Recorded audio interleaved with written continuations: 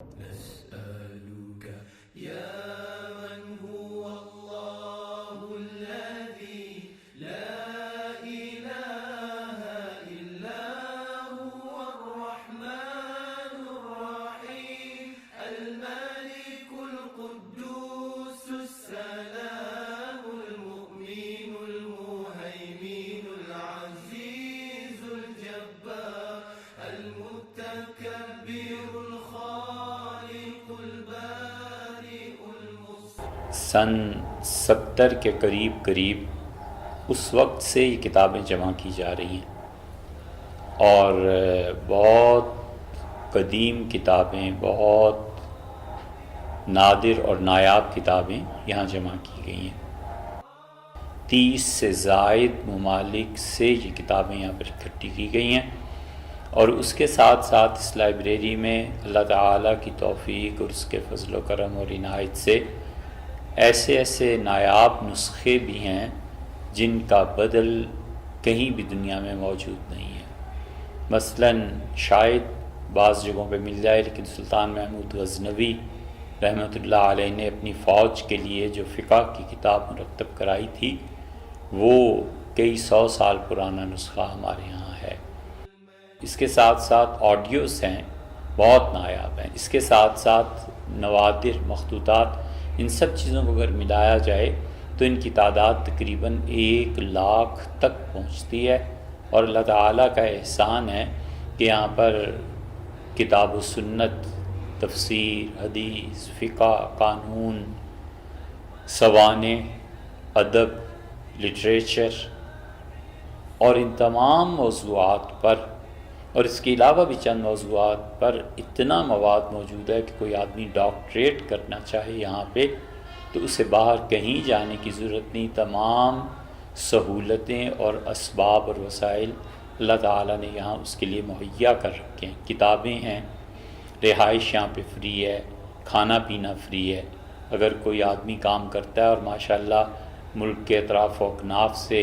بہت سے طلباء یہاں آتے ہیں اپنے علم کی پیاس بجھانے، پی ایچ ڈی تھیسس لکھنے کے لیے، اور بسا اوقات بچے ایسے بھی آ جاتے ہیں، اللہ تعالیٰ ان کے شوق کو سلامت رکھے، وہ یہ کہتے ہیں کہ کرایہ دے دیجئے، تو کرایہ بھی ان کے کا بندوبست خود لائبریری کرتی ہے اور اس کا عملہ کرتا ہے، تاکہ ہمارے بچے زیادہ سے زیادہ شوق اور ذوق سے پڑھیں، اور کسی کو کبھی بھی زندگی میں یہ شکایت پیدا نہ ہو کہ اس کے لیے علم کا حصول دشوار تھا، یا یہ کہ اس کی زندگی کتابیں جمع کرنے میں گزر گئی اور افسوس کہ وہ پڑھ نہ سکے۔ أسعد المخلوقات كسيدنا محمد وعلى آله وصحبه وسلم على علم کے خاتمے کے اس دور پہ، اور خاص طور پہ دنیا سے مشرقی علوم کا اٹھ جانا، یہ بہت بڑا سانحہ ہے۔ مغربی علوم اور ہر وہ علم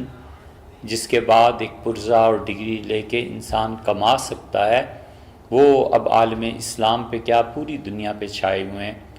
تو اس بات کی شدید فکر اور قلق ہے کہ مشرقی علوم کیوں نہیں زندہ رہے۔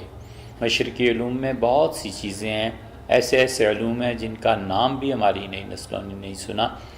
اور وہ علوم رہنے چاہیے۔ مساحت ہے، الجبرا ہے، جیومیٹری ہے، بہت سی چیزیں ایسی ہیں، اور خاص طور پہ طب ہے، نجوم ہے، شاعری ہے، لٹریچر ہے۔ تو اس فکر اور اس نظریے کے تحت ایک مدرسہ قائم کیا گیا، ایسا جس کا ذکر نہ ہونے کے برابر ہے، بالکل کوئی ایسی چیز نہیں ہے کہ اس کا کوئی اشتہار دیا جائے یا کچھ، اور وہ بالکل ابتدائی درجے میں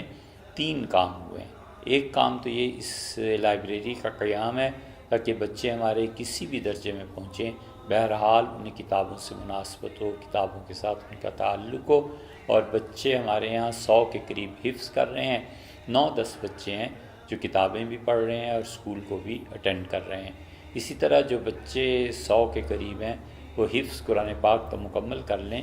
تو اب اس کی فکر ہے کہ ہم انہیں کہاں لے جائیں اور کہاں رکھیں، کیونکہ بچے جب ان کی عمریں بڑھ جائیں گی تو اس کے تقاضے بھی بدل جائیں گے اور ان کی ضروریات